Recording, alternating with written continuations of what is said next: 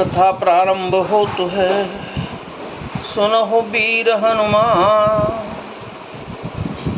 गुरुदेव भगवान आसन आए बिराजिए, तेज पुंज बलवान सियावर रामचंद्र जी की जय। शंकर जी के चरणों में सिर नवाकर श्री रामचंद्र जी, लक्ष्मण जी और सीता जी रथ पर सवार हुए। मंत्री ने तुरंत ही रथ को इधर उधर खोज छिपाकर चला दिया। जागे सकल लोग भय भोरू,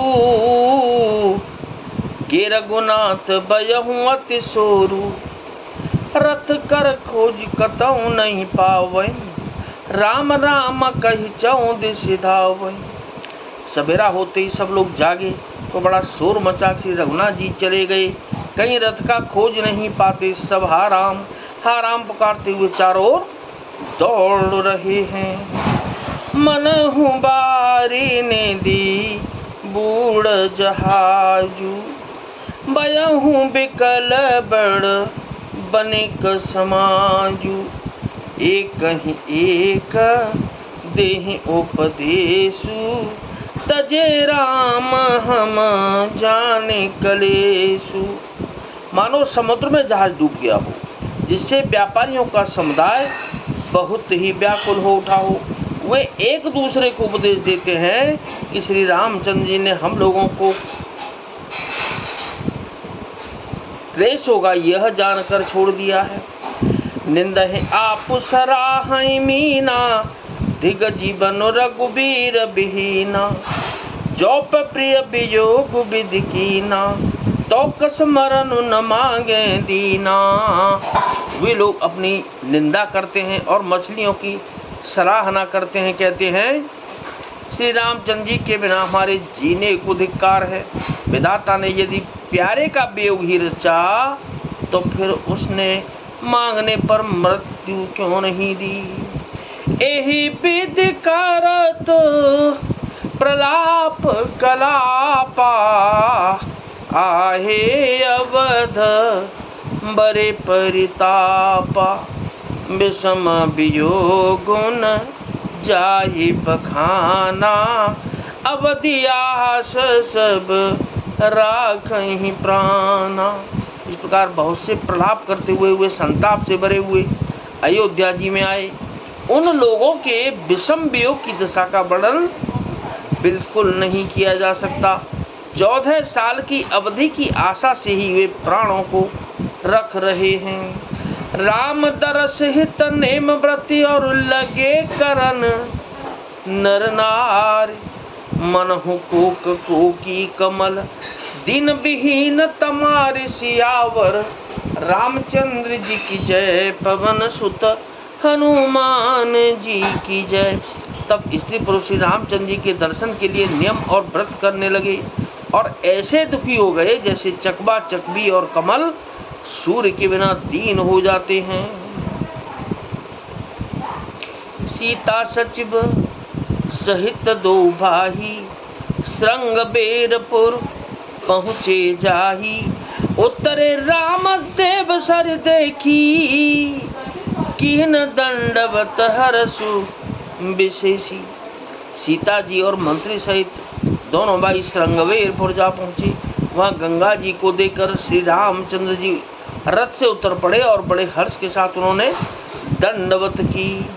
लखन सजीव सिंह किए हैं प्रणामा, सबहि सहित सुख पायहु रामा। गंग सकल मुद मंगल मूला, सब सुख करने हरनि सब सूला। लक्ष्मण जी, सुमंत्र और सीता जी ने भी प्रणाम किया। सबके साथ श्री रामचंद्र जी ने सुख पाया। गंगा जी समस्त आनंद मंगलों की मूल हैं।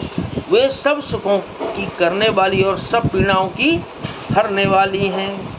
कई कई कोटिक कथा प्रसंगा, राम बिलोकै गंग तरंगा। सच वही अनुजहि प्रिय ही सुनाई, और विबुध नदी महिमा अधिकाई।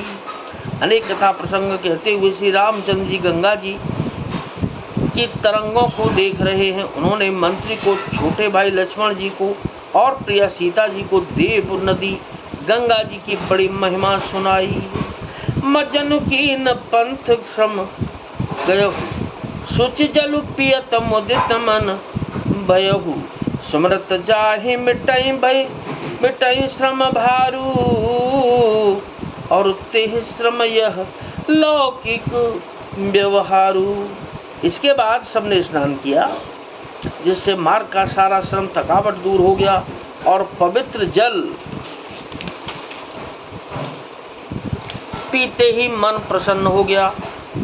जिनके स्मरण मात्र से बार बार जन्मने और मरने का महान श्रम मिट जाता है, उनको श्रम होना यह केवल लौकिक व्यवहार नर लीला है। शुद्ध सच्चिदानंदमय कंद भानु कुल केतु, चरित करत नर अनुहरत, संस्कृति सागर सेतु सियावर। रामचंद्र जी की जय, पवन सुत हनुमान जी की जय। शुद्ध प्रकृति जन्य त्रिगुणों से रहित मायातीत दिव्य मंगल विग्रह, सच्चिदानंद कंद स्वरूप सूर्य कुल के ध्वजारूप भगवान श्री रामचंद्र जी मनुष्यों के सदृश ऐसे चरित्र करते हैं जो संसार रूपी समुद्र के पार उतरने के लिए पुल के समान हैं। तो कथा विसर्जन हो तो है, विदा हो हनुमान। गुरुदेव भगवान राम लखन और जानकी मैया, सदा करे कल्याण सियावर। रामचंद्र जी की जय, पवन सुत हनुमान जी की जय।